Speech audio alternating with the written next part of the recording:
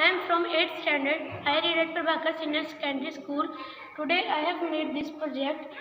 Its name is rainwater detector and इसके बहुत सारे पर्पसेस हैं, लाइक कि जब हमें रेन वाटर हार्वेस्टिंग करनी हो तो ये हमें बता देगा कि अभी बारिश आई है, तो आप रेन वाटर हार्वेस्टिंग के लिए हम प्रिपेयर हो जाएंगे।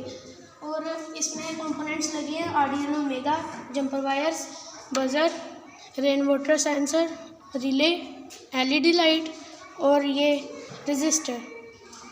एंड ये वर्क करता है, जब भी हम इसके ऊपर पानी डालेंगे तो ये बीप करने लगेगा। एक मिनट,